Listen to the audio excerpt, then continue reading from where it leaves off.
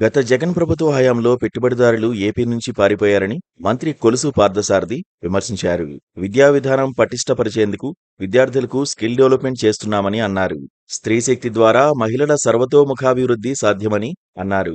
మహిళలను అవమానపరిచేలా వైసీపీ నేతలు వ్యవహరిస్తున్నారని ధ్వజమెత్తారు. దేశ అత్యున్నత న్యాయస్థానంలో చాలా మంది వైసీపీ నేతలకు బెయిల్ దొరకడం లేదని చెప్పారు. కేవలం ఓ వ్యక్తికి బెయిల్ దొరికితేనే అంతా బాగున్నట్లుగా వైసీపీ నేతలు ప్రవర్తించడం హాస్యాస్పదంగా ఉందని విమర్శించారు. కూటమి సర్కార్ ఏడాది పాలనలో తమకు సహకరించిన ప్రతి ఒక్కరికి ధన్యవాదాలు తెలిపారు. సూపర్ 6 పథకాలను ఏడాది పాలనలో అమలు చేశామని ఉద్ఘాటించారు మంత్రి కొలుసు పార్థసారథి. తల్లికి వందనం పథకాన్ని ప్రపంచంలో ఇంత పెద్ద ఎత్తున ఎవరూ అమలు చేయలేదని మంత్రి కొలుసు పార్థసారథి వెల్లడించారు. తల్లికి వందనంలో భాగంగా ఎంతమంది పిల్లలు ఉన్నా పథకం అమలు చేశామని తెలిపారు. వైసీపీ అమ్మబడికి 15,000 రూపాయలు ఇస్తామని చెప్పిందని, పిల్లలందరికీ ఇస్తామని చెప్పి ఒక్కరికే ఇచ్చిందని గుర్తు చేశారు. అసెంబ్లీకి రాని ప్రతిపక్ష పార్టీ దేశంలో కేవలం వైసీపీనేనని విమర్శలు చేశారు. తల్లికి వందనంలో 2,000 రూపాయలు మంత్రి నారా లోకేష్ జేబులో వేసుకుంటున్నారని వైసీపీ నేతలు అన్నారని, ఈ విషయంలో లోకేష్ సవాల్కి సిద్ధమా అంటే వారు పారిపోతున్నారని ఎద్దేవా చేశారు. 34,000 కోట్ల రూపాయలు ఏడాదిలో పెన్షన్ కింద ఇచ్చామని చెప్పారు.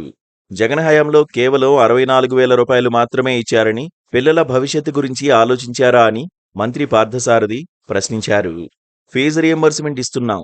మా ప్రభుత్వంలో పిల్లలను చదివించి వాళ్లకు ఉద్యోగాలు ఇచ్చేలా చర్యలు తీసుకుంటున్నాం. మేము సామాన్యులను ఎక్కడా కేసులు పెట్టి వేధించలేదు. గత వైసీపీ ప్రభుత్వం అవగాహన రాహిత్యంతో పనిచేసింది. కూటమి పాలనలో 20 లక్షల ఉద్యోగాలు ఇవ్వాలని నిర్ణయం తీసుకున్నాం. 2,000 రూపాయలను పాఠశాలలకు ఇన్ఫ్రాస్ట్రక్చర్ కోసం ఖర్చు చేస్తాం. అశోక్ లైలాండ్, అమర్ రాజా లాంటి సంస్థలు ఏపీ నుంచి వెళ్లిపోయాయి. గత జగన్ ప్రభుత్వంలో చేసిన 10 లక్షల కోట్ల రూపాయల అప్పులకు మా ప్రభుత్వంలో వడ్డీలకే 1,000 కోట్లు చెల్లిస్తున్నాం. పోలవరంను ధ్వంసం చేశారు. అమరావతి రాజధాని అని 3 రాజధానులని చట్టం చేసిందే వైసీపీ. పోలవరం ప్రాజెక్టు 2027లోగా పూర్తి చేస్తాం.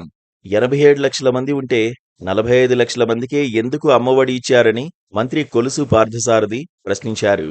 మంత్రి సవిత మాట్లాడుతూ, తల్లికి వందనం పథకం నిధులు ఒక్కొక్కరి నుంచి 2,000 రూపాయల చొప్పున విద్యాశాఖ మంత్రి లోకేష్ జేబులోకి వెళ్లినట్లు నిరూపిస్తే రాజీనామాకు సిద్ధమన్నారు. ఒకవేళ నిరూపించలేకపోతే పులివెందుల ఎమ్మెల్యే పదవికి వైఎస్ జగన్ రాజీనామా చేయగలరా అని సవాల్ చేశారు. వైఎస్ఆర్సీపీ ఆరోపణలు నిరూపిస్తే తాను ఎమ్మెల్యే, మంత్రి పదవికి రాజీనామా చేస్తానని జగన్ తన సవాల్ను స్వీకరిస్తారా అని ప్రశ్నించారు. Please subscribe to KTV Telugu. KTV Telugu. KTV Telugu. KTV Telugu channel.